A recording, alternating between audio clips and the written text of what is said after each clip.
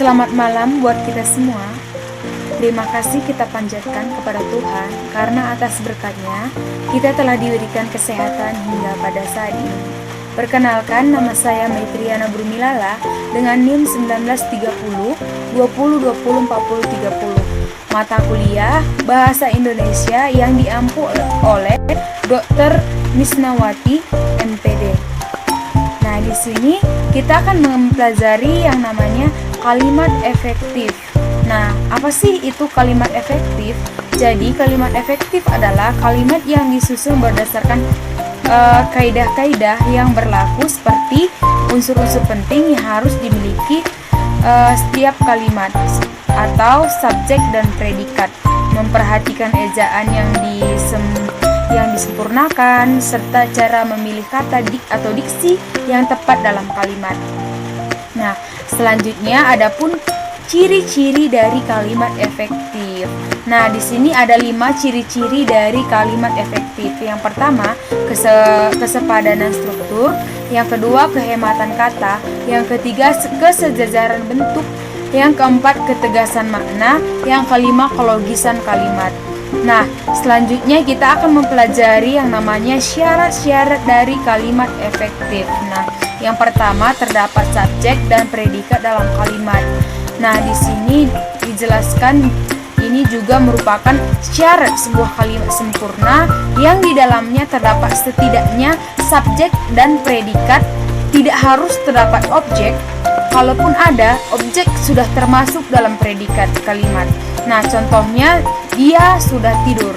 Nah, di sini dia merupakan subjek dan sudah tidur merupakan predikat dalam kalimat itu. Yang kedua, menggunakan kata secara hemat. Nah, kata-kata yang digunakan dalam kalimat efektif tidak berlebihan agar makna kalimat lebih mudah dipahami. Nah, contohnya setiap siswa bertugas mencatat perkembangan tanaman kedelai setiap hari.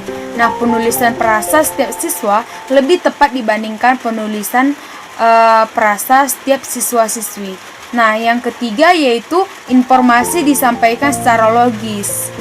Di sini dijelaskan berkaitan dengan tata bahasa kalimat.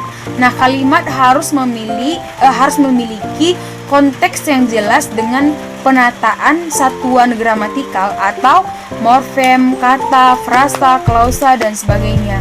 Yang tepat, contohnya anak dari pejabat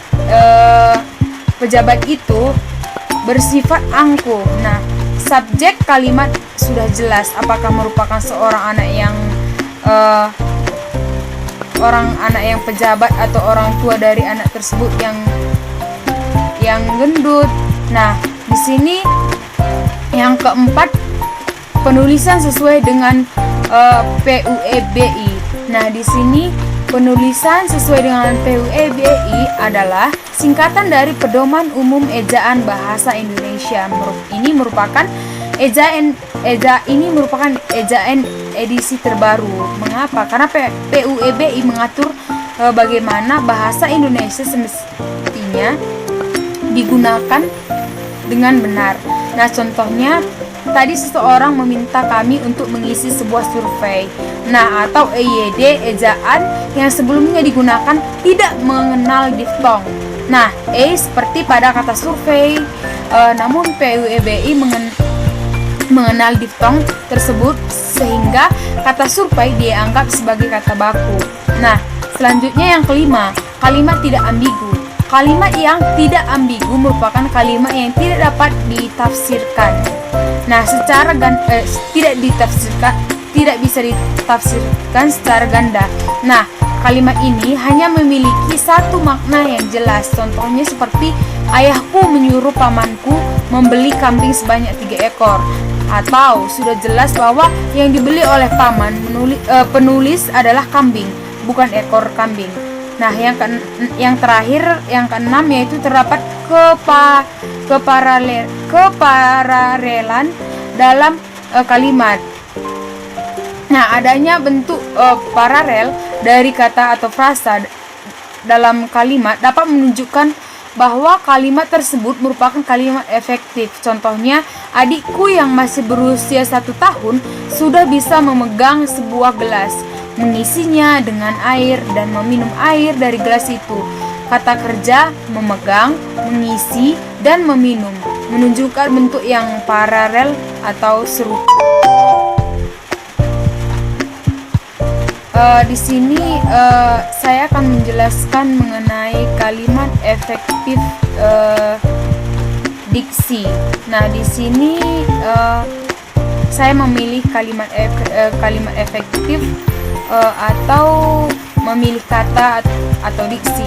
Nah, di sini dapat dijelaskan kalimat efektif adalah kalimat yang disusun berdasarkan kaidah-kaidah yang berlaku, seperti unsur-unsur penting yang harus dimiliki setiap kalimat atau subjek dan predikat, memperhatikan ejaan yang disempurnakan